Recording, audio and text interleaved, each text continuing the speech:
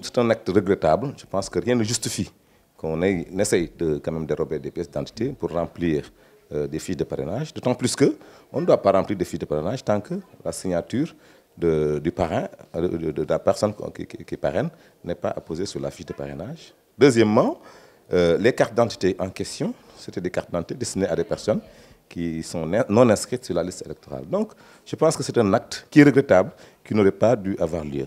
C'est dommage. C'est une dame que je connais très bien, avec qui j'ai cheminé pendant très longtemps. Mais une chose est claire, aujourd'hui, cette déclaration corrobore quand même quelque chose que mon entourage soupçonnait beaucoup. Je vous dis sincèrement, j'ai reçu un coup de poignard sur le dos. Cette dame a fait une erreur et a montré à la face du monde, en tout cas à tout le monde, que je n'étais pas du tout son responsable. Quand? Parce que des autorités pourront vous dire qu'elle a affirmé que vraiment elle travaille pour un autre responsable jeune qui est connu dans Mbour. Et franchement, donc, dans ce cas-là, moi, Seck Ndiaye Wade, je considère que j'ai reçu un coup de poignard sur le dos et puis je l'assume.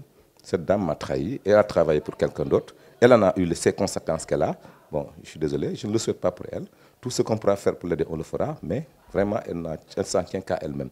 Et par rapport à ça, la paire de Mbour a fait une déclaration. Je pense que c'est la déclaration qu'il fallait faire. Inviter tout le monde à aller au travail sur le terrain, à faire le porte-à-porte pour vraiment avoir le maximum de signatures, mais à éviter toute tentative frauduleuse, tout trafic. On n'est pas vraiment dans cela. Et à éviter aussi de distribuer de l'argent pour le parrainage. Le président ne nous a pas demandé cela. Il nous a dit, allez voir mes sympathisants, proposez-leur ma candidature et ils vont signer pour moi s'ils sont d'accord pour ma candidature. C'est tout. Mais quant à se mettre là à proposer des projets, il y a beaucoup de gens qui sont là à dire qu'ils proposent quelque chose. Je ne sais pas si c'est une réalité, mais en tout cas, si c'est avéré, je pense que ce n'est pas ce que le président Macky Sall nous demande de faire. Cette femme m'a lâché depuis longtemps. Elle m'a lâché depuis longtemps, dans la mesure où, quand tu as demandé qui est votre responsable politique, il ne m'a pas cité, il a cité un autre nom. La personne qu'elle a citée se connaît très bien. Je la revois dans la ville un peu excitée, mais ce n'est pas ça. Il faut que tout le monde reste calme. Ce sont ces relations avec elle qui ont fait que, vraiment, qu'elle soit peut-être dans cette situation-là. Mais il faut assumer ça et puis avancer. Nous, en tout cas, en ce qui nous concerne, on a compris que Mme Abindia ne travaillait plus pour nous. Elle avait des fiches de parrainage peut-être pour nous, mais aussi elle avait des fiches de parrainage pour d'autres leaders. Et elle considère qu'il y a un autre leader qui est vraiment son responsable moral au niveau de la commune de Mbour.